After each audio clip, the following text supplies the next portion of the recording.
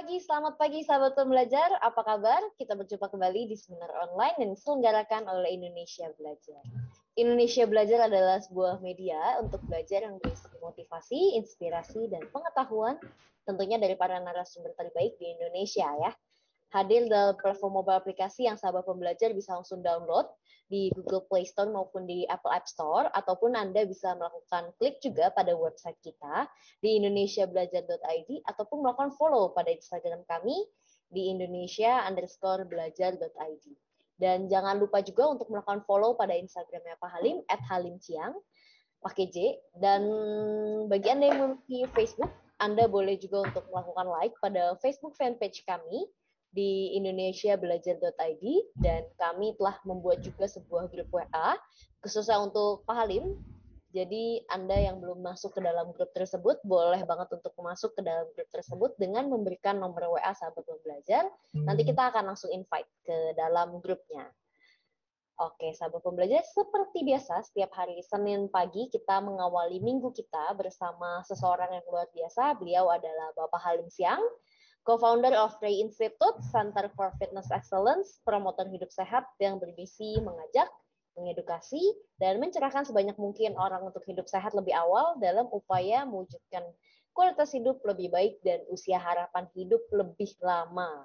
Nah, tentunya beliau sudah hadir di tengah-tengah kita. Kita sapa terlebih dahulu. Selamat pagi Pak Halim, apa kabar?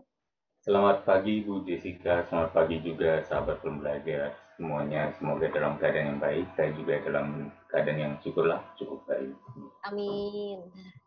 Oke, Pak Halim, untuk tema seminar kita hari ini adalah membangun kebugaran di usia lanjut. Nah, jadi Ya, memang sering kita temui di usia paruh baya itu setelah muncul beberapa keluhan di tubuh ya. Barulah sadar hidup saat itu baru disadari gitu. Jadi memang banyak informasi memulai hidup bugar untuk yang berusia muda. Nah, bagaimana dengan informasi memulai hidup bugar untuk mereka yang memang sudah berusia lanjut? Nah, kita hari ini akan membahas bersama-sama dengan Pak Halim. Jadi untuk Anda, sahabat pembelajar, jangan keluar dulu sampai kita benar-benar selesai. Dan untuk Anda yang ingin bertanya, Anda boleh langsung tulis saja pertanyaannya di chat room. Nanti pada saat sesi tanya jawab, kita akan bahas bersama-sama dengan Pak Halim. Oke, jadi memang tanpa berlama-lama lagi nih, Pak Halim, bagaimana nih Pak penjelasan mengenai membangun kebugaran di usia lanjut? Silakan Pak Halim. baik, terima kasih Bu Jessica. Saya izin seperti biasa share screen untuk presentasi yang saya buat. Ya, jadi supaya sahabat pembelajar bisa dapat sedikit struktur dan kira-kira tahu saya arahnya kemana ya. Oke, baik, terima kasih. Saya memilih topik ini hari ini karena pada dasarnya sepertinya di Indonesia ini, terutama di kita ya, banyak sekali uh, kesalahpahaman tentang kebugaran maupun tentang kegiatan yang membangun kebugaran. Nah, kalau kita berbicara mengenai kebugaran, kita bilang tentang badan yang fit. Nah, definisinya seperti apa? Fit itu ya sebenarnya parameternya banyak, tapi minimal kita mengetahui bahwa memiliki jantung yang kuat, paru-paru yang kuat, memiliki otot yang kuat untuk bisa berfungsi sehari-hari dengan baik, menjaga kualitas hidup kita, karena tubuh yang sehat juga membantu pikiran kita menjadi lebih tenang, lebih worry free, dan tentunya lebih percaya diri. Nah, dalam hal-hal seperti ini berarti kalau kita bertanya, manakah yang meningkatkan kekuatan jantung, ke kapasitas paru-paru, kekuatan otot. Nah, hal-hal seperti itu terwujud biasanya dari makanan atau dari olahraga. Nah, dari sini kita sudah langsung bisa berpikir bahwa sebenarnya, oh ya, dari olahraga. Terus olahraga apakah uh, hanya diperlukan kapan? Gitu kira-kira ya. Misalnya diperlukan oleh siapa, umurnya yang muda atau yang tua, untuk semuanya. Nah, tapi kan konsepnya jadi akhirnya patokannya jadi lucu. Kalau misalnya kita dengarnya misalnya dari struktur administrasi di Indonesia, menempatkan olahraga dengan pemuda. Akhirnya seolah-olah pemuda itulah yang berolahraga, petua itu tidak olahraga, gitu ya. Kemudian yang kedua lagi, eh, sebenarnya tapi kita di sekolah tuh dulu ada tuh yang namanya olahraga dan kesehatan gitu ya. Tapi kayaknya kita jadi lupa ke sana. Sehingga makanya kayak figur-figur tokoh-tokoh seperti Mas Aderai, seorang atlet ya, terus dibilang, oh cocok nih karena penampilannya masih muda, terlepas dari umurnya sudah 51 tahun. Kemudian dibilang, oh dia cocoknya Menpora. Saya dari dulu bilang, Adera itu cocoknya Menteri Kesehatan, bukan Menpora gitu. Tapi sepertinya kebanyakan masyarakat melihat itu di sana gitu. Jadi saya juga ter apa ini hanya intermezzo, tapi saya sebenarnya ingin bawa balik lagi bahwa kalau ditanya yang perlu olahraga itu anak muda, lebih perlu, lebih butuh memiliki urgensi kebutuhan berolahraga yang lebih tinggi. Anak muda yang masih sehat atau anak tua ya orang usia lanjut yang sudah mulai sakit-sakitan dan sudah mulai banyak keluhan. Siapa yang lebih butuh? Sebenarnya disitulah jawabannya. Bahwa di usia lanjutlah kebutuhan itu semakin meningkat. Jadi semakin bertambah usia, semakin kita butuh olahraga. Bukannya bilang kamu kalau muda nggak perlu olahraga, perlu ya. Tapi sebenarnya alangkah baiknya kesadaran itu sudah ada sejak awal dan ditabung sehingga punya suatu hari nanti tabungan kesehatan yang begitu besar, tabungan kebugaran yang begitu besar untuk bisa menghadapi usia tua yang lebih produktif, lebih berkualitas ya. Nah, jadi kita langsung ke slide berikutnya untuk go through the seminar. Nah, ini seperti yang sering saya tampilkan ya adalah perspektif WHO tentang pola efektif atau bahkan productive aging gitu ya. Nah, kebanyakan dari orang-orang yang tidak berolahraga, seperti yang di titik hitam terutama, masih merasakan, ah sehat kok, saya masih oke gitu. Kira-kira kalau di titik hitam ini, katanya misalnya ya, life begins at 40 ya, atau bahkan ada yang mungkin ini titik hitam ini di 35 gitu ya. Kemudian mereka merasa, oh nggak perlu olahraga kok, saya oke-oke aja gitu loh.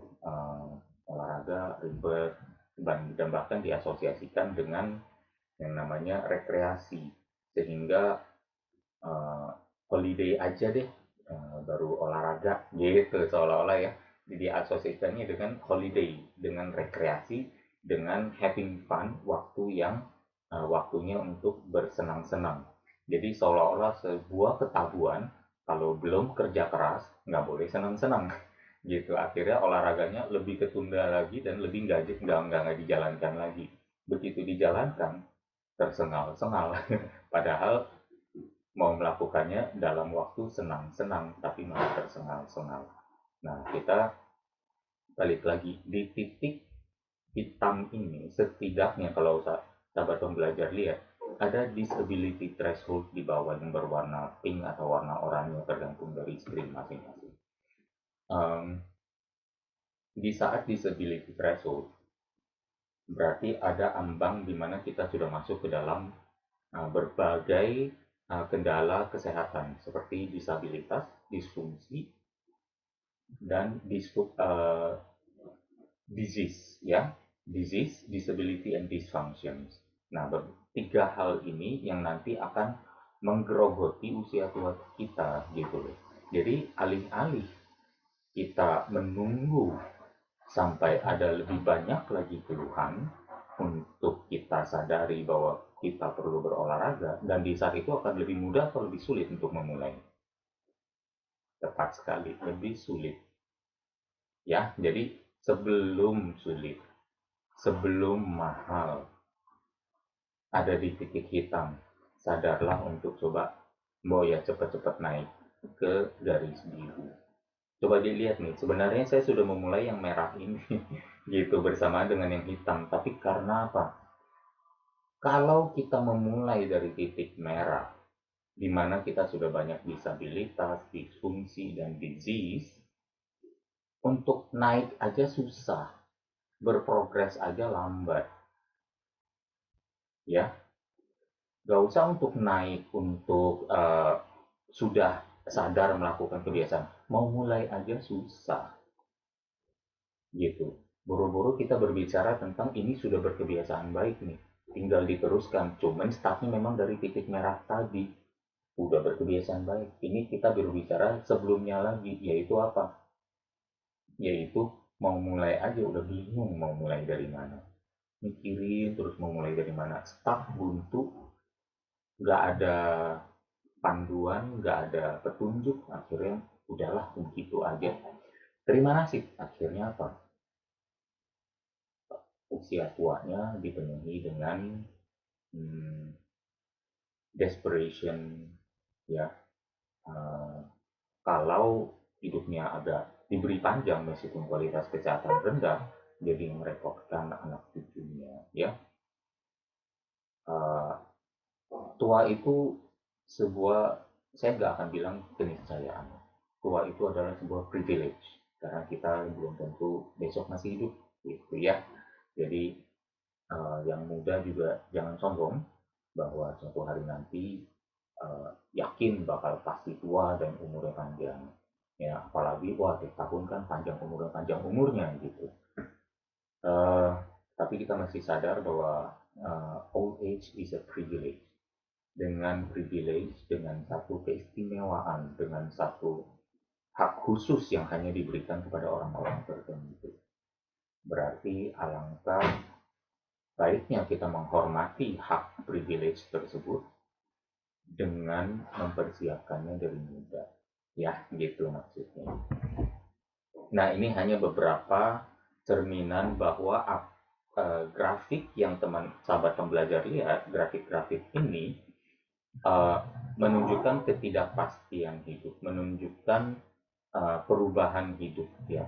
The only constant is change. The only constant in life is change.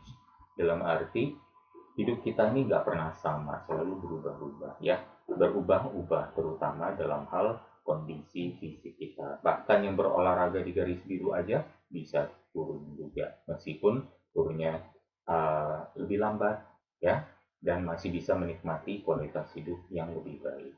Nah, bisa sahabat pembelajar lihat bahwa kalau misalnya kita adu dengan kepadatan tulang berdasarkan umur, garis grafiknya kelihatan lebih kurang sama, ya.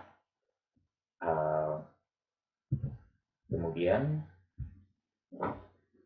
sorry, ya, ini kebetulan masih dari slide lama, makanya masih muncul. Nah, kemudian ini ada status hormonal juga wanita berdasarkan umur. Dari bayi sampai ke dewasa, kemudian turun lagi, ya. Dan ternyata rata-rata masih sama.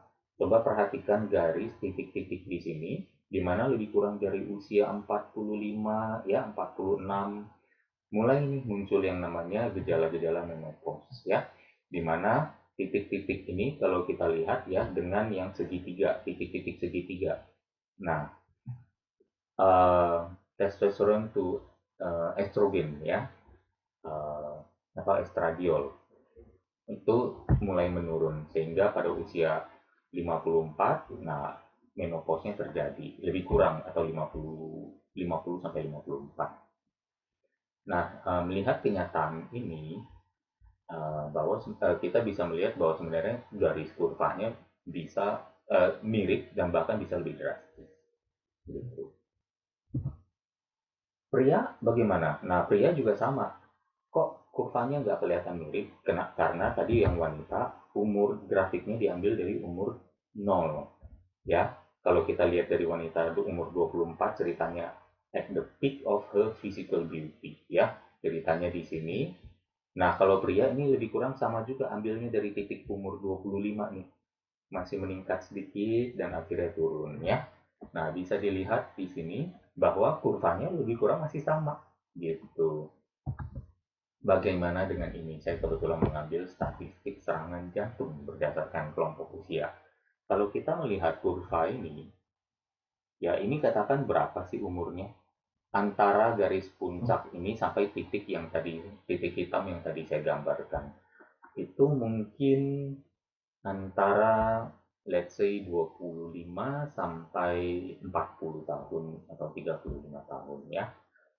Kalau kita melihat di sini, saya kebetulan memberikan satu panah hitam di kiri bawah karena saya akan memblow up, membesarkan gambar grafiknya. Ini terlalu kecil untuk sahabat pembelajar lihat. Jadi Shopee masih muncul, oke. Dan saya mengambil grafik ini dari studi ini ya yang dipublish tahun 2018. Tren dan pattern pola ya dan tren heart failure incidence, insiden kasus gagal jantung pada populasi berdasarkan 4 juta orang di Eropa. Sorry. Dan ini diadu antara Eropa dan Inggris ya. Ini dia grafiknya, saya sudah perbesar ya. Dan ini angkanya berdasarkan jumlah kasus kegagalan jantung per 1 juta penduduk. Dan kita bisa melihat bahwa usianya itu insiden terbesarnya ada di umur antara 30 sampai ke 64 tahun ya. Menyerupai kurvanya lebih kurang kalau kita geser kurvanya menjadi vertikal, kita akan melihat bahwa ternyata angkanya lebih kurang sama. Justru kalau sahabat pembelajar di usia di mana serangan jantung sudah mulai begitu, angkanya, statistiknya justru menyerang di kelompok usia antara 30 sampai 60 dan rata-rata sahabat pembelajar ada di kelompok usia tersebut dan bilang saya belum mau olahraga, mau tunggu sampai kapan? Dan apalagi sampai mengatakan saya takut serangan jantung sehabis olahraga, katanya olahraga bisa menyebabkan kematian. Sehingga akhirnya tidak mencari informasi, padahal ada jutaan orang di luar sana yang berolahraga dan sana-sana aja. Gitu. Ya, berarti mereka kadang bahkan banyak dari mereka juga yang berolahraga tanpa pengetahuan yang tepat. Gitu.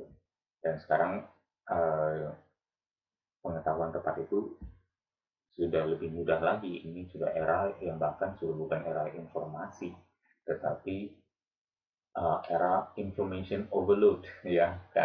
Bahkan ini sudah masuk ke dalam satu bukan Internet of Things lagi, bukan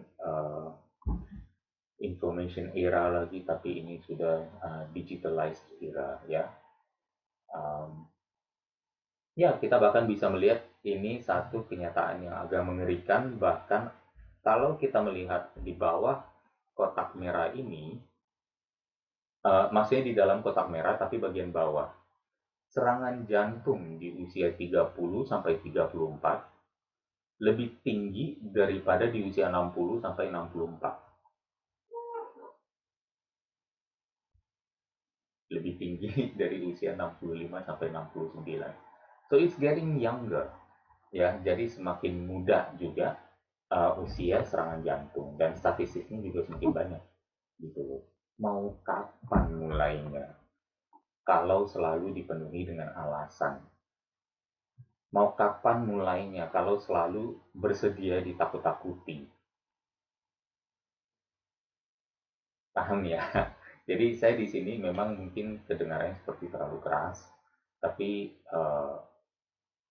ya lebih kepada mungkin saya gregetan gitu, terutama di saat momen atau era keterjangkitan selama 1,5 tahun terakhir ini, masyarakat Indonesia malah makin stres dan mengetahui bahwa olahraga itu bisa meredam stres, tapi pelariannya bukan ke olahraga, tapi malah ke makanan dan rokok. Sehingga konsumsi rokok dan konsumsi makanan meningkat, berat badan juga secara statistik meningkat. Dan bahkan konsumsi rokok juga meningkat gitu. Tadinya saya pikir bahwa di era keterjangkitan ini ada 3 industri yang sebenarnya flourish atau malah menunjukkan kenaikan ya, industri farmasi, industri media, industri apalagi ya yang naik ya gitu. Dan ternyata industri rokok juga menikmati keadaan ini gitu. Jadi sebenarnya ini satu concern aja bahwa kita bisa untuk mencoba untuk hidup sehat. Saya tidak bilang saya yang paling sehat ya, tapi memang uh, saya memiliki itikat tersebut ya untuk sehat. Dan saya masih melakukan checklist ya bahwa apa sih yang sebenarnya dari hidup saya yang kurang teratur, kurang baik, yang kurang sehat. Saya masih berusaha untuk meninggalkannya satu persatu dan saya harus jujur dalam hal ini, termasuk juga menambah, mengakumulasi apa hal-hal yang bisa membuat saya lebih sehat dan saya tambahkan. I urge you to do the same gitu. Bahkan mungkin lucunya saya melihat bahwa terlepas dari saya mengalami satu periode kurang enak badan selama lebih kurang 1,5 minggu sampai hampir 2 minggu baru-baru ini, saya merasa dari segi kualitas kesehatan saya malah lebih baik 1,5 tahun terakhir ini gitu karena um, olahraga saya jadi lebih teratur, saya bisa memiliki waktu lebih banyak untuk meditasi, um, makan di luar menjadi lebih sedikit sehingga saya masak lebih banyak dan akhirnya saya bisa memenuhi kriteria makan enak dan sehat untuk saya dan keluarga. Akhirnya malah menjadi satu momen untuk menjadi lebih sehat. Saya bahkan bisa berjemur di bawah sinar matahari di jam yang sebenarnya kalau orang bilang itu jam kerjanya orang, tapi saya malah bisa berjemur gitu ya. Jadi satu hal yang saya syukuri sekali gitu. Dan ternyata secara umum saya lebih sehat hari ini daripada sebelum pandemi. Tapi sayangnya uh, for the majority of fellow Indonesians ternyata tidak begitu adanya. Oke, ini juga salah satunya statistik osteoarthritis ya, berdasarkan umur. Kita juga bisa melihat bahwa sebenarnya statistiknya ini kebalikan gitu. Karena ini adalah berbicara tentang penyakit ya, satu kondisi yang cukup menyerang banyak orang, terutama di usia lanjut. Kalau tidak percaya, saya coba. Nah, ini gambarnya kan lebih buram karena saya buat uh, transparent.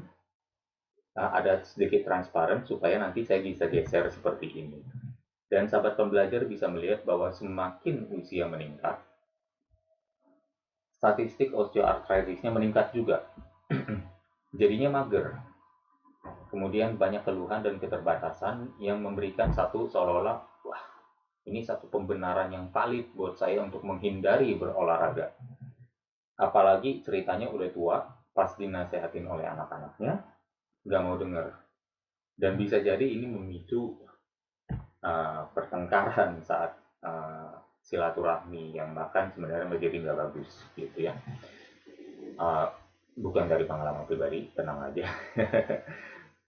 Jadi bisa dilihat sahabat pembelajar bahwa uh, ada certain apa ya challenges yang kita harus hadapi bersama di sini. Menyadari akan konsekuensi usia tua di mana kita harus mengalami penurunan dan bisa dilihat bahwa ternyata disability dan osteoarthritis adalah salah satu disability yang menyerang ya dan yang justru mendekatkan ke ambang disability threshold tadi. Apa sih osteoarthritis? Pada dasarnya adalah terjadinya penipisan bantalan sendi. Ini bahasa sederhana ya, bukan bahasa medis. Karena saya tidak memberikan medical advice di sini. Hmm, bantalan sendi kita antara tulang menipis, mengeropos atau kaku, sehingga menimbulkan sakit, sehingga menimbulkan keterbatasan gerak. Dan waktu bergerak melebihi atau keterbatasan dalam arti jangkauan geraknya terbatas. Dan karena itu mau melebihi saja atau melakukan gerakan-gerakan yang sedikit belum excited sudah tidak memungkinkan. Dan akhirnya menjadi satu alasan valid untuk mengatakan saya punya OA, osteoarthritis, sehingga saya tidak bisa berolahraga atau bergerak. Saya gerak terbatas. Squat saya kalau misalnya mau jongkok bangun, buru-buru jongkok. Berdiri untuk turun satu jengkal aja saya tidak mampu. Jadi fine sebenarnya. Bisa dimulai dari sana. Nanti saya ceritakan salah satu kasusnya. Tapi kita lanjut dulu. Ya. Lalu solusinya apa? Ya, ini saya sampai cari gambarnya aja perlu 5 menit gitu untuk mencari seorang wajah orang yang kira-kira merepresentasi gitu. Sudah mulai pada mungkin menjelang usia pensiun 3 4 5 tahun lagi mau pensiun dan udah mulai bingung nih. Ya, duit nanti tambah banyak tapi kok penyakit juga tambah banyak. Nanti saya tambah pas saya pensiun yang ada uang yang saya sudah kumpulkan tabung selama 30 tahun kerja, kok ya tidak saya nikmati malah dipakai untuk berobat gitu ya. Untuk yang belum berusia lanjut ya, sebelum terlambat mulailah menambah kebiasaan hidup sehat dan meninggalkan kebiasaan hidup kurang sehat. Kalau tidak suka dengan diet, tidak suka dengan pola makan sehat, tidak suka dengan olahraga, tidak suka dengan istirahat teratur, ya, it's all in here, it's all in here. Jadi dari sudut pandang kita, kok bisa sih ada orang yang suka banget dengan olahraga? Kok bisa sih ada orang yang suka banget sama makan diet, makan sehat? Kok saya enggak? Makan dietnya sama nggak? Sama aja. Olahraganya sama nggak? Sama aja. Yang membedakan apa? Orang yang melihatnya dari sudut pandang yang berbeda. Jadi jika kita mengubah cara pandang kita terhadap kebiasaan hidup sehat, maka kebiasaan hidup sehat itu akan berubah. Kebiasaan hidup sehat itu akan menjadi satu sahabat daripada menjadi seorang musuh, gitu ya.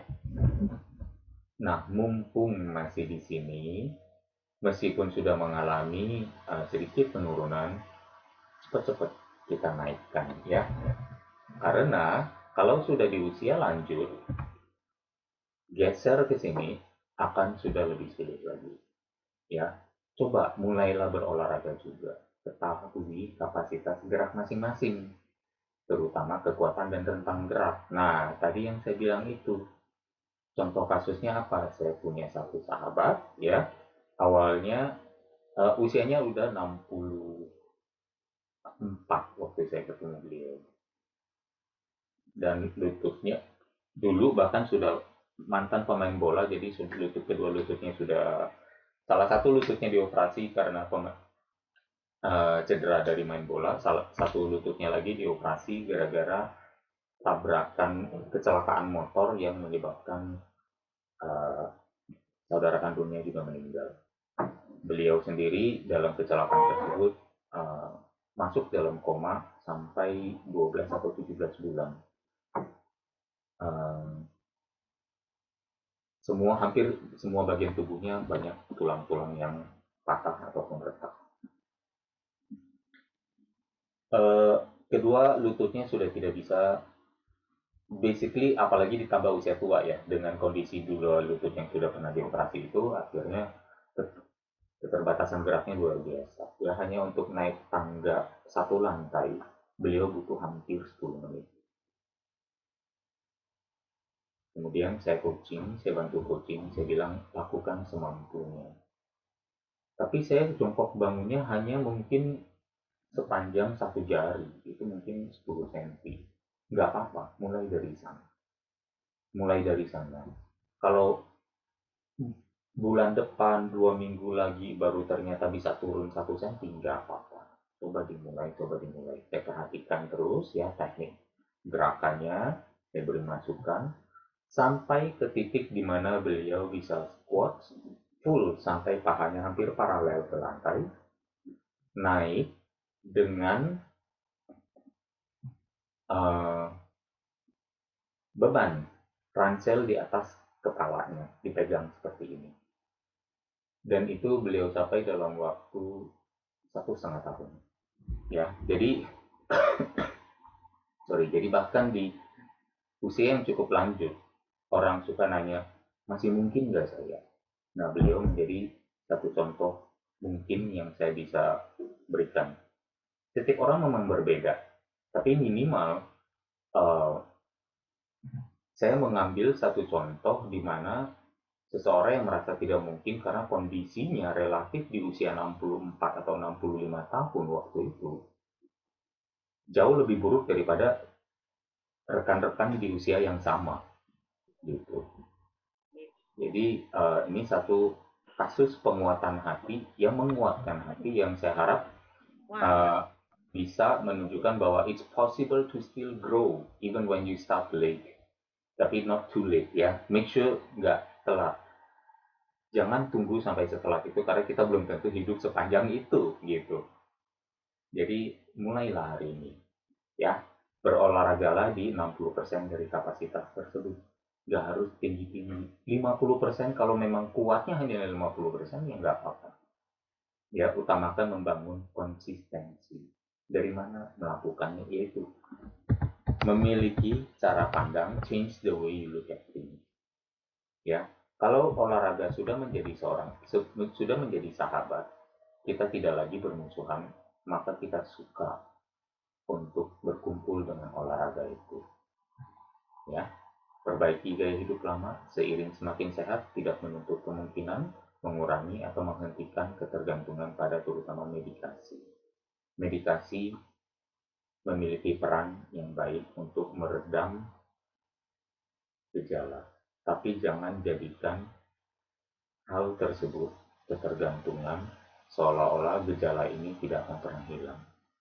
Buktinya pada sahabat saya tersebut, ya, di usianya hari ini 60, mungkin sudah 67, ya, dan 68 tahun, beliau dalam kondisi yang masih sangat fit, masih sangat sehat, ya, dan bahkan transformasi fisik beliau juga turun sampai hampir 20 kilo dari awalnya di hampir menyentuh 90 kilo, sekarang sudah di kisaran 70-an ya.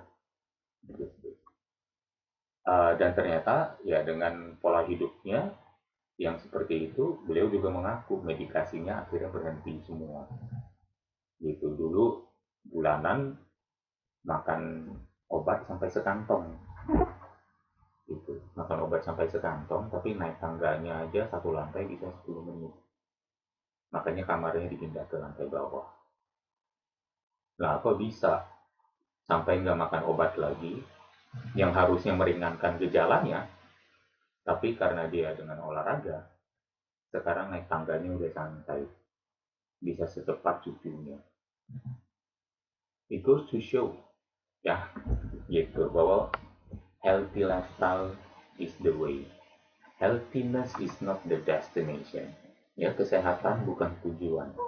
Kesehatan itu dan kebiasaannya adalah justru journey-nya, adalah justru setiap hari di perjalanannya. Ya, oke, kita lanjut lagi. Jadi lakukannya rekomendasinya apa? Latihan beban. Mengapa? Ya ini mempertimbangkan berbagai keluhan di area-area persendian disebabkan karena years of misuse, abuse, and neglect. Misuse, abuse, and neglect. Ya, karena keterbatasan itu lakukanlah latihan beban. Mengapa? Karena latihan beban adalah jenis olahraga yang low impact. Saya latihan dengan beban dengan besi, external force yang menekan otot kita, menekan tubuh kita. Ya, jangan kita pakai untuk loncat-loncat. Jadi sehingga sebenarnya tidak ada dentuman. Bisa low intensity. Bebannya ya, misalnya dari segi kenaikan detak jantungnya tidak banyak. Kalau kita merasa nih, aduh otot saya 60% pegel, udah saya lepas dulu. Itu kalau sahabat pembelajar pakai smartwatch, naiknya nggak banyak. Naiknya nggak belum tentu 20 detak gitu. Belum tentu sampai 30 detak per menit. Misalnya secara istirahat rata-rata di 70 detak, ya hanya melakukan 60% aja sampai pegel, kemudian kita bisa lepaskan dan istirahat, detak jantungnya belum tentu naik sampai 100. Jadi ini sesuatu yang lebih aman daripada ceritanya main bulu tangkis, main futsal yang detak jantungnya bisa menembus 140 atau 130 di kalangan lansia yang ceritanya bahkan bukan lansia deh, yang 45 tahun, 55 tahun aja banyak yang sebenarnya ironisnya bertemu dengan fatality di lapangan olahraga gitu, gara-gara bermain dengan intensitas detak jantung yang demikian tinggi gitu. Makanya di saat berolahraga pun, terutama untuk yang berusia lanjut, gunakanlah smartwatch. Ada teknologi-teknologi baru yang hadir sekarang, pakailah untuk membantu kita ya. Dan controllable dosage dalam arti apa? Frekuensi dan durasinya bisa diatur ya. Bahkan waktu olahraga, pilihan bebannya aja bisa kita atur, mau seberat apa, mau seringan apa, mau mulai dari mana. Jadi nggak ada alasan nggak bisa. Karena apa? Ini bukan untuk memaksakan diri kita langsung di latihan yang berat-berat. Seolah-olah ada, misalnya banyak yang sering bilang, saya katanya nggak boleh, jangan olahraga berat-berat. Siapa yang suruh berat-berat? Mulailah sesuai kemampuan masing-masing gitu. Saya bingung sama beberapa orang yang mengatakan olahraga jangan berat-berat. Loh, kalian pinter bikin dosis bahwa kalau misalnya orang ukuran badan segitu, dosisnya segitu. Tapi pas saat berbicara olahraga, seolah-olah kondisinya olahraga harus berat. Ya sesuai dosis juga dong, gitu loh. Nah, ada certain profession yang ternyata justru, sorry to say, gitu loh, perpetuate all of this. Sehingga menghalangi orang untuk berolahraga. Bahkan neglect, mengatakan olahraganya ini aja, jalan-jalan aja. Seolah-olah, dan kita tahu tubuh beradaptasi dan bisa berprogres. Dan tantangan itu harus terus diberikan. Peningkatan tantangan itu juga nggak dibahas. Padahal ngerti banget konsep beradaptasi. Dan adaptasi itu bisa terjadi di segala usia. Gitu loh. Ini yang bikin saya akhirnya gregetan bahwa sebenarnya ada certain professions atau industri yang tidak ingin juga orang mungkin terlalu sehat gitu. Padahal inilah yang sebenarnya harus dilakukan kalau kita ingin menikmati hidup yang panjang. Dan ini adalah meta-analisis. Kembali lagi, saya senang menggunakan riset yang sebenarnya meta-analisis karena uh, mencari kesamaan konklusi dari berbagai studi sekaligus. Ya, ada strength training in older adults, benefitnya bahkan untuk osteoarthritis, bahwa latihan beban memiliki manfaat, banyak manfaat untuk osteoarthritis. Melatih otot dengan olahraga beban memberikan manfaat fungsional yang tak terbantahkan pada lansia yang memiliki OA. Jadi, it no longer can become an excuse osteoarthritis untuk tidak berolahraga. Ya, lansia dengan OA mendapatkan manfaat latihan otot dengan beban yang memberikan tantangan progresif, meningkat secara terus-menerus. Kalau nggak percaya bisa dicek, ada blue link, ada link di sana, tinggal bisa diklik. Saya yakin waktu sahabat pembelajar terima nanti slide PDF-nya, waktu ke waktu ngetek di link biru itu langsung browsernya akan membuka studi yang persis saya screenshot ini. Ya, para profesional yang bekerja di bidang klinis, terutama di negara tempat riset ini diadakan, seyogyanya mendukung partisipasi lansia dengan yang memiliki osteoartritis dalam latihan otot dengan beban, bahkan sampai ke kelompok umur yang paling tua.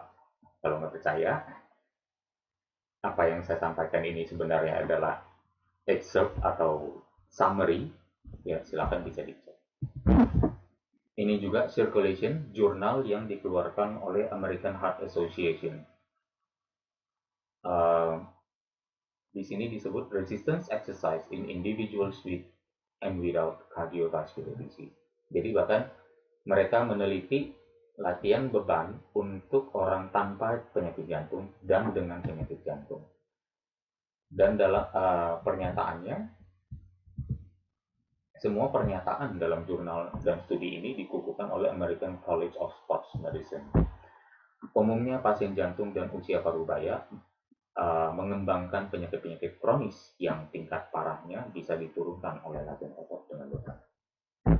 Latihan otot dengan beban bermanfaat dan berperan besar dalam mencegah maupun mengendalikan berbagai kondisi kronis, low back pain, osteoporosis, obesity and weight control, sarkopenia, menyusutnya massa otot akibat penuaan, diabetes mellitus, Kerentanan saat jatuh, frailty maksudnya. Frailty itu adalah kerentaan dan kerentanan pada saat jatuh.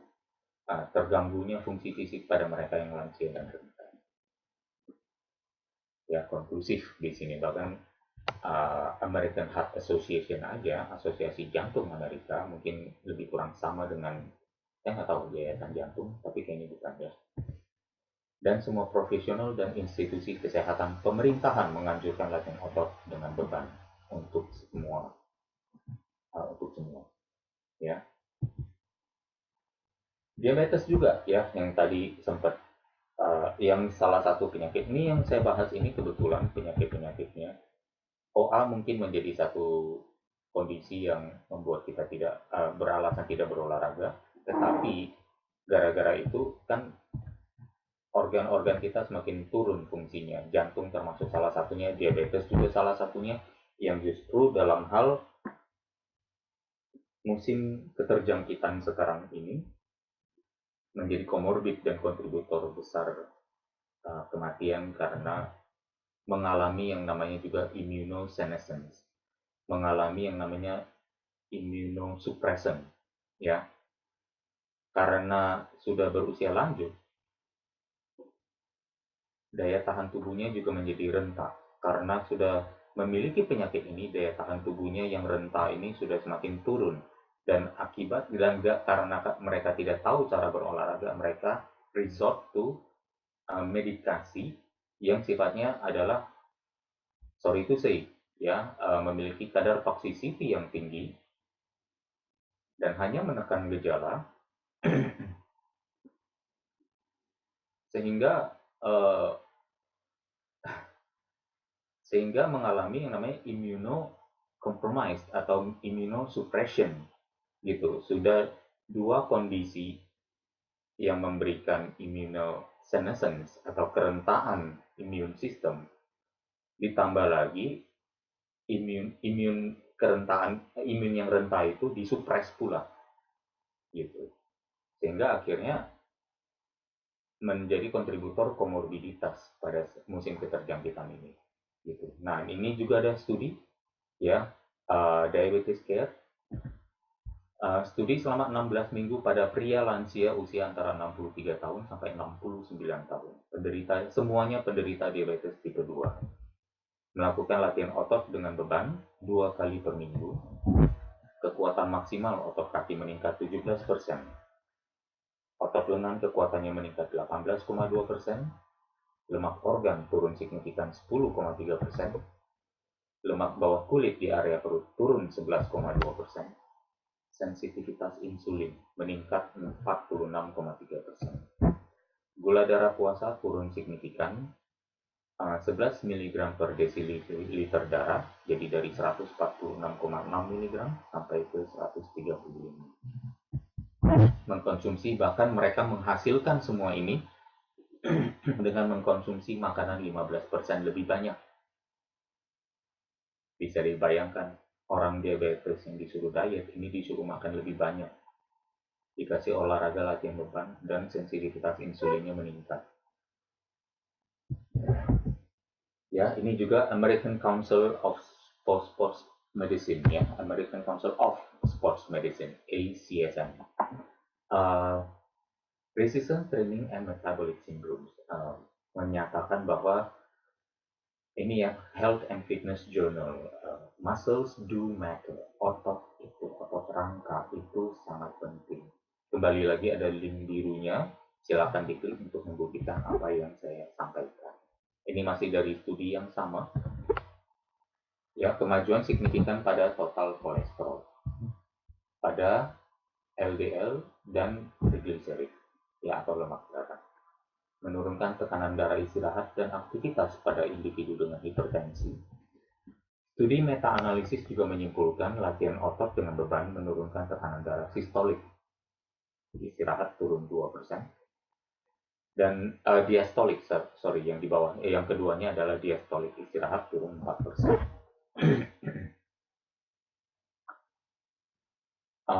Orang dewasa yang melatih otot dengan beban 2 kali per minggu menurunkan peluang menderita pre-hipertensi. Jadi ada benefitnya. Bagi yang belum, akan dicegah dan dihindarkan. Bagi yang sudah lansia atau sudah ada problem, kondisinya bisa di reverse. Mengatur pola makan sering lebih mudah diterima dan dilakukan oleh mereka yang sudah berusia lanjut. Lebih bijak mungkin ya. Namun mungkin agak berbeda ceritanya dengan olahraga. Kesadaran berolahraga termasuk relatif jauh lebih rendah pada usia lanjut. Pertama, ada kesan olahraga adalah hal yang menakutkan. Kedua, adanya kendala gerak dari persendian tubuh yang sudah mengeropos. Ketiga, keluhan sakit dan lelah yang tidak tertahankan yang dikira akan diderita di setiap sesi olahraga. Padahal hanya mungkin sesi-sesi awal dan pertama. Padahal juga, semakin bertambah usia, semakin kita rentan dihinggapi banyak penyakit. Semakin besar kebutuhan kita untuk berolahraga, terutama latihan beban dengan otot. Di zaman informasi dan media sosial ini, sungguh kebutuhan mendasar ini sangat mudah dicari cara melakukannya. Kembali lagi pada prioritas masing-masing. Informasi itu, guru itu, sahabat itu tidak akan pernah muncul apabila kita tidak bersedia menyambutnya. Terima kasih sudah mendengar ocehan dan curhat saya sekali lagi. Saya mohon maaf tentunya apabila ada hal-hal yang kurang menyenangkan. Ya, terima kasih atas perhatiannya. Saya kembalikan ke PJC. Luar biasa sekali, terima kasih Pak Halim. Ternyata memang ini banyak banget informasi yang telah diberikan oleh Pak Halim. Nah, ini kita akan langsung mulai ke sesi tanya jawab. Kebetulan sudah ada yang bertanya. Saya akan bacakan dari Ibu Maria. Coach, saya hobi olahraga, tapi stamina kok kelihatan berkurang ya, Coach, kalau makin umur. Umur 40, stamina kayaknya masih kuat banget. Sekarang 50. Apa cara berpikir kita mengurangi seperti badminton nggak boleh lari, nggak bisa, harus jalan. Nah, ini bagaimana memperbaiki cara berpikir kita ya, Coach? Ya itu dia. Dari siapa bilang lari dan badminton nggak boleh? Boleh kalau mampu. Ya, untuk mempersiapkan kemampuan ke sana, ya lakukan yang tadi, yang saya sarankan, latihan pengencangan otot, latihan beban, gitu. Kalau dibilang kenapa ya, sudah berolahraga tapi stamina masih turun. That is the pitfall, bahwa kita tidak pernah dikasih tahu berolahraga itu tantangannya harus selalu ditingkatkan. Kalau nggak ditingkatkan, gimana bisa menambah stamina-nya? Gimana bisa menambah kekuatannya? Kita hanya akan stuck di sana terus, gitu loh. Sesuai kemampuan masing-masing, tapi di challenge. Kalau sudah terbiasa, awalnya secara psikologi, sesuai kemampuan masing-masing, yang penting belajar sampai suka, jangan sampai kapok. Setelah melalui tahap itu, ya kan, go progressively, naik terus tantangannya. Kalau olahraga sudah sampai suka, sudah sampai berasa, oh yes, saya juga udah dapet nih manfaatnya sekian-sekian. Pemaknaan, memaknai olahraga secara lebih baik dengan pemahaman yang lebih baik, kita akhirnya sudah tahu, oh iya, saya harus berprogres. Tingkatkan tantangan. Inilah yang makanya sayang sekali. Konsistensi untuk melakukannya tidak dibarengi dengan progresif. Gak ada yang kasih tahu. Bilangnya apa? Jalan aja terus. Makanya makin tua stamina-nya nggak meningkat, turun terus. Meskipun sudah rajin berolahraga. Seolah-olah apa? Olahraga nggak ada gunanya. Siapa yang akan? Saya bingung gitu loh. Jadi siapa yang perpetuate ini semua? Bahwa olahraga itu menakutkan, jangan berat-berat, lalu terus rata aja, bahwa ternyata nanti seiring bertambahnya umur olahraga rata itu sudah tidak cukup, tapi akhirnya ngedrop juga dan bilang stamina-nya turun. Sayang kan, all these years wasted for exercise yang tidak menghasilkan, gitu loh. Ya, jadi paham ya di sini. Kenapa kita perlu berprogres. Progressive is one word yang memang tidak diasosiasikan dengan usia tua, tapi kita harus menyematkannya di sana, gitu loh. Karena kita bisa memulai, kita manusia yang highly adaptable, makhluk yang highly adaptable. memiliki kemampuan untuk beradaptasi terhadap tantangan. Tingkatkan terus pelan-pelan. Ya, semoga terjawab Bu. Sorry agak emosional. Terima kasih Pak Halim. Bu Maria semoga terjawab ya. Ini juga tadi udah ada komentar dari Pak Ali. Terima kasih nih, berguna sekali. Terima kasih Pak Ali. Nah, ini juga ada komentar dari Ibu Sri Rahayu Utami, saya akan bacakan. Terima kasih Bu Jessica, saya berterima kasih sekali kepada Pak Halim. Terima kasih setiap pekan menambah wawasan kami. Dan waktu pelajaran Zoom pertama kali, saya belajar squat sakit, bunyi krek-krek lutut saya. Osteoarthritis grade 3. Saya ikuti anjuran Pak Halim dan Pak Aderai mulai dari wall sit. Saya lakukan rutin 2 hari sekali. Alhamdulillah, sekarang bisa squat pakai kursi dan bunyinya krek-krek di lutut semakin berkurang. Dan nyerinya juga malah berkurang. Alhamdulillah, dulu awal sampai badan saya meriang, tapi tetap saya lakukan. Alhamdulillah juga semakin kuat sekarang. Semoga akan bertambah kuat dan bisa melakukan squat tanpa kursi, tanpa nyeri, dan bunyi krek-krek sama sekali. Amin. Terima kasih, Amin. Bu Sri. Makasih Bu Sri, ya terima kasih. Dan teruslah meriang dalam arti maksudnya supaya bertambah riang ya hatinya karena sudah mendapatkan hasil dan bisa menikmati hasil kerja kerasnya. Terima kasih Bu Sri. Terima kasih, Bu Sri. Nah, ini ada pertanyaan dari Ibu Fitra. Selamat pagi, Pak Halim. Izin bertanya, olahraga jenis apa yang baik untuk dilakukan oleh lansia yang menderita penyakit stroke, Pak Halim? Sebenarnya lebih kurang masih sama ya di latihan beban pengencangan otot ya. Kalau memang agak sulit, saya rasa mungkin di kasus-kasus seperti stroke ini jarang ada yang menganjurkan untuk menggunakan EMS. EMS itu adalah electromyo stimulation. Myo itu adalah otot, elektro itu adalah listrik, dan stimulation adalah stimulasi. Jadi stimulasi otot melalui listrik. Caranya bagaimana? Pernah lihat kan olahraga yang katanya yang dipopulerkan Cristiano Ronaldo yang buat six pack, taruh di perut ditempelkan, kemudian ada baterainya atau colokannya, kemudian dia akan berkedut-kedut untuk otot tersebut. Jadi seolah-olah perutnya dibuat mengencang. Jadi itu yang namanya involuntary contraction. Jadi otot merespon terhadap stimulus listrik dari luar, dikejutkan sehingga akhirnya dia berkontraksi. Saya rasa ini salah satu alat yang saya nggak tahu kenapa dalam terapi stroke itu nggak pernah diterjemahkan ke sana gitu. Padahal saya melihat kayaknya akan ada potensi yang besar untuk terapi menggunakan EMS. Saya nggak tahu memang mungkin hanya eksklusif kepada beberapa medical professionals yang punya aliran tersendiri yang akhirnya membuka klinik dan menerima pasien dengan metode tersebut gitu. Tapi saya rasa ini adalah salah satu bentuk terapi yang sangat mudah dan murah. Kita bisa menemukan IMS ya di home shopping atau apa, suka ada tuh yang suka kedut-kedut untuk perut lah, untuk apa. Itu bisa dilingkarkan ke bicepnya, ke forearmsnya ya, untuk belajar menggenggam ya, karena balik lagi ini nanti berhubungan dengan fungsionalitas dan kekuatan otot dan bahkan koneksi koneksi antara antara otak dalam memberikan instruksi kepada otot untuk bergerak dan menghadapi tantangan.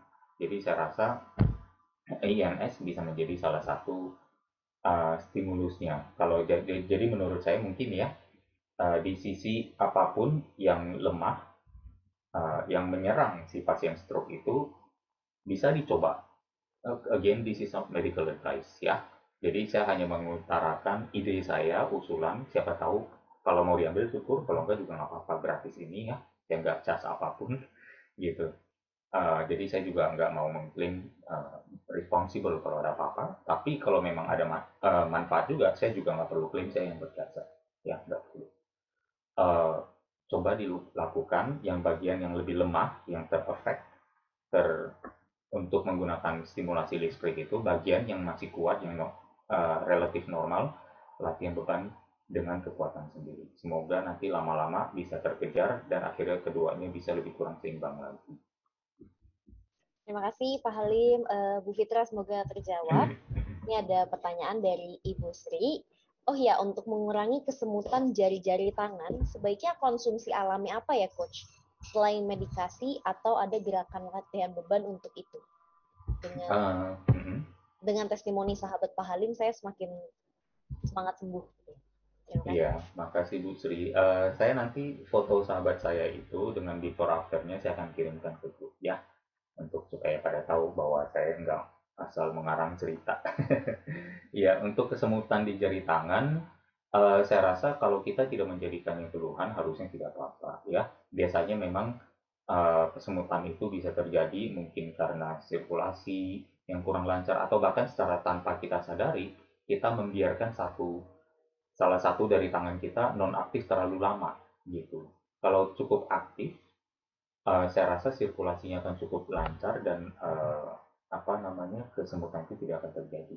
Kesemutan itu terjadi karena setahu saya ya dari dan ini bukan pembahasan yang super biologis dan super medis dan ini bukan sekali lagi ini bukan medical advice. Saya merasakan kesemutan kalau saya berjongkok terlalu lama dan makanya terjadi yang namanya blood entrapment mungkin ya yang terperangkap di sana sehingga waktu saya berdiri dan sirkulasi itu bisa lancar lagi ya kan dan darah mulai meninggalkan itu sebenarnya mungkin hanya sensasi saraf di mana darah mulai meninggalkan bagian tertentu yang stuck di mana dia stuck dan akhirnya kesemutan itu terjadi gitu ya saya rasa alih-alih saya rasa menyiasati kesemutan itu juga mungkin menjadi salah satu contoh misalnya kalau saya lagi oke nih saya udah terlalu lama jongkok sebelum saya akan memperlambat rate darah untuk terlalu cepat naik karena mungkin pompa jantung saya kuat, olahraga saya sering berolahraga, saya memiliki pompa jantung yang kuat sehingga darah di kaki itu akan tertarik dengan cepat ceritanya ke atas karena organ jantung ada di atas sehingga akhirnya menyebabkan kesemutan. Nah biasa saya lakukan adalah saya melakukan jinjit-jinjit untuk supaya memberitahukan bahwa lu otot betis saya masih perlu darah gitu sehingga akhirnya memperlambat rate-nya dan ternyata sambil sebelum si kesemutan itu terjadi uh, ternyata bisa ke delay atau sedikit berkurang sensasinya tapi kalau di jari-jari tangan I'm sorry to say saya nggak begitu tahu banyak ya lebih ke mungkin selalu lebih aktif aja gitu bahwa mungkin porsi olahraga yang kita lakukan selama ini masih belum cukup yang perlu ditingkatkan. Terima kasih Pak Halim, semoga terjawab ya Ibu. Dan ini ada satu pertanyaan lagi dari Pak Santoso. Semakin tua usia, tentu angkatan makin berkurang. Bagaimana cara menjaga progressive overload bagi para lansia ketika latihan beban, Coach? Iya, yang pertama adalah tentu bagi lansia yang memulai, yang baru memulai, mulailah dari yang lebih ringan. Akan ada titik di mana dia sudah mulai meningkatkan kemampuannya, angkatannya akan meningkat. Kekuatannya, fleksibilitasnya, stamina-nya masih bisa meningkat di usia berapapun. Gitu. Nah, kalau misalnya ceritanya lansia ini adalah memulai berolahraga ceritanya dari umur 20 tahun, dia sudah kuat sampai umur 60 dan kemudian menemukan bahwa di umur 70 nih udah mulai nih makin ngedrop lagi. Nggak apa-apa gitu. Yang penting di sini nantinya berarti apa? Ketahu dirian gitu ya. Menyadari bahwa oke dengan usia oh iya saya aja misalnya dulu tanpa pemanasan saya bisa langsung latihan yang berat. Sekarang saya mungkin perlu pemanasan. Mungkin seiring saya semakin tua nanti di umur 50, 60 dan sekian, ya, saya mungkin nanti akan perlu pemanasan lebih banyak lagi untuk bisa berlatih dengan beban otot yang sama.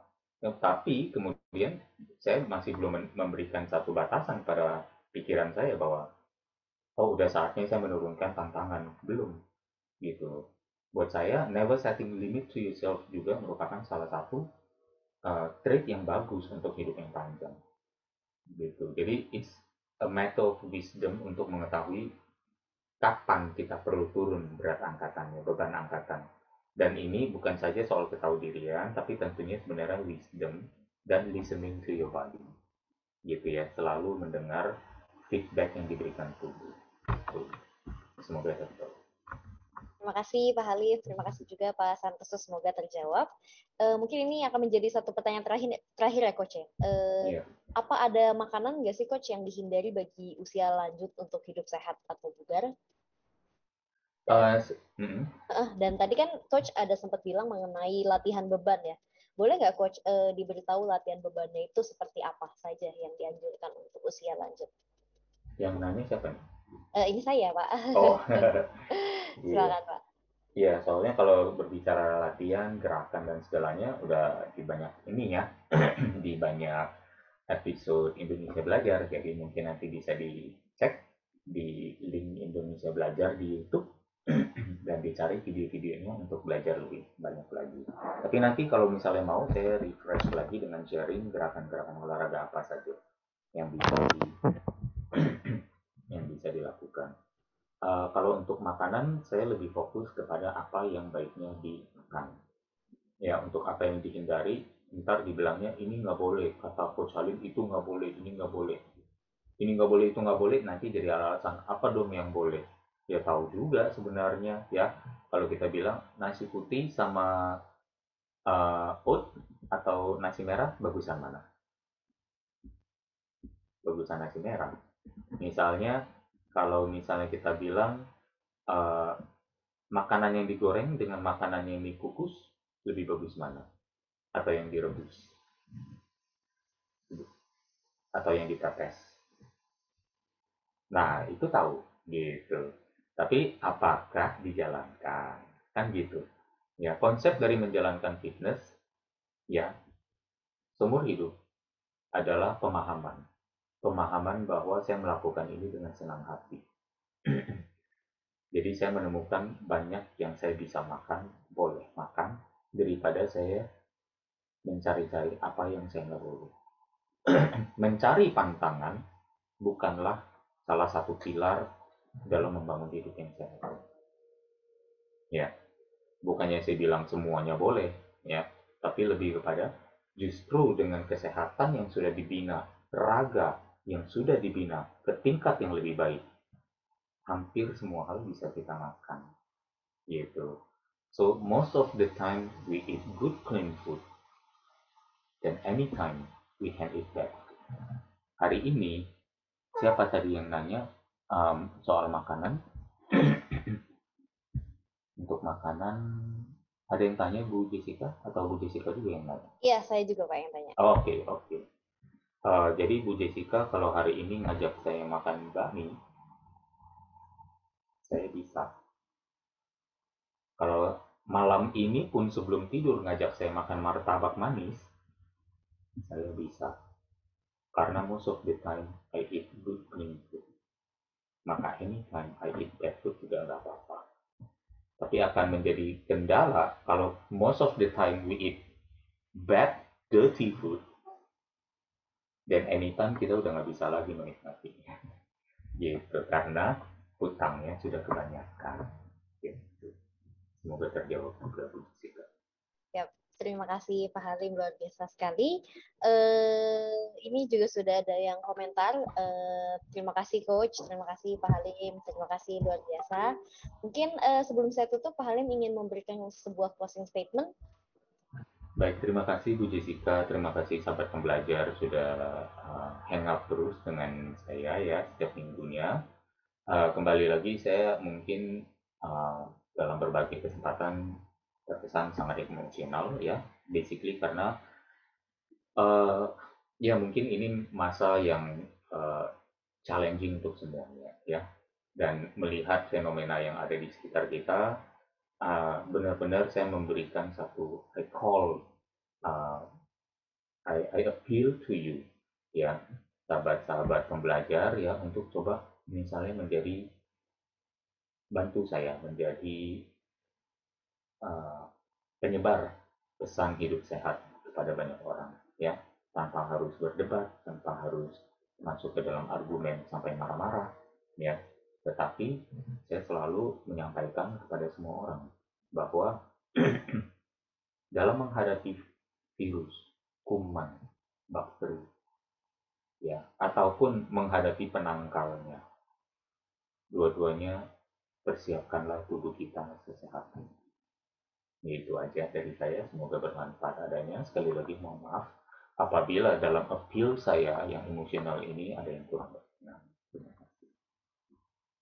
Oke, terima kasih Pak Halim. Terima kasih juga sahabat pembelajar yang telah bertanya maupun yang sudah hadir di tengah-tengah kita. Kita akan berjumpa lagi di minggu depan, tentunya dengan tema yang tidak kalah luar biasa dari hari ini. Dan saya akan ingatkan kepada sahabat pembelajar yang memang belum masuk ke dalam WA Group, boleh banget untuk langsung masuk ke dalam WA Group dengan memberikan nomor WA sahabat pembelajar, karena nanti materi Pak Halim nanti akan di-share di sana. Dan apabila ada pertanyaan, boleh ditanyakan di sana, nanti akan dijawab gitu. Terima kasih sahabat pembelajar. Mungkin sahabat pembelajar boleh buka mic-nya, sampaikan terima kasih kepada Pak Halim. Kita mohon undur diri dulu. Terima kasih, stay safe, stay healthy. Thank you. Terima kasih Pak Terima kasih, Halim. Terima Coach. kasih semuanya. Terima kasih, Jessica. Terima Ya. kasih.